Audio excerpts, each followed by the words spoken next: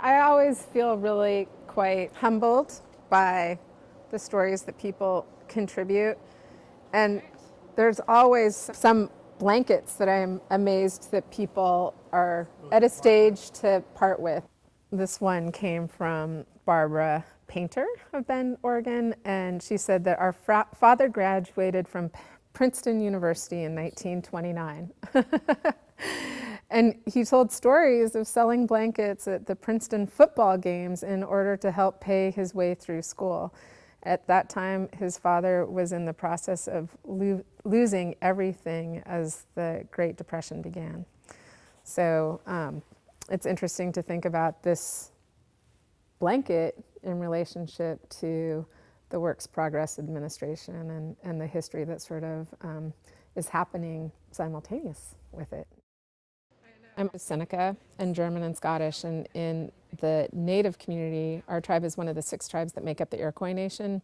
And I've found that in our tribe and other tribes, we have a history of giving away blankets to honor people for being witness to important life events. So I liked how blankets have this kind of maybe universal connection, but then in a really personal way in the community that I identify being from.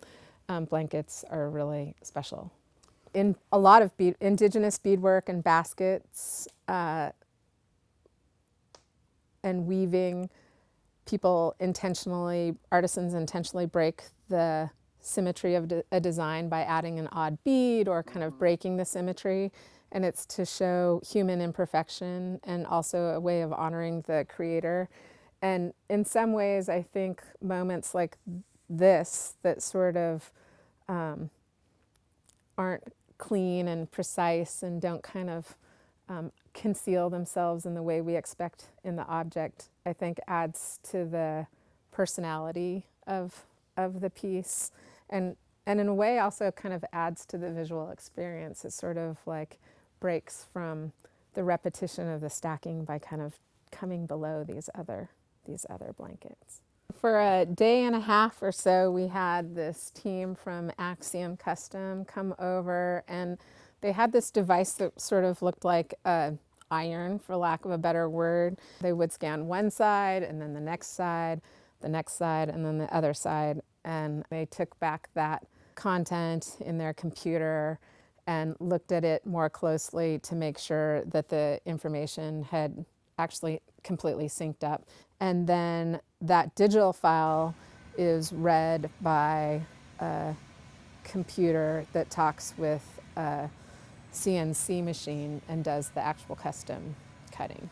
One of the things that the sculpture does is it doesn't present just individual pieces, but it presents a column, and which is like oftentimes associated with architecture. I also actually really like the reference to like a linen closet.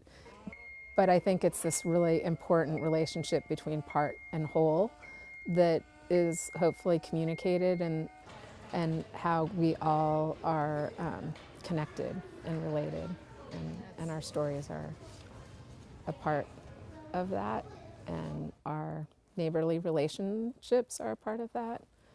And so I guess that's one of the things that I hope people will walk away with.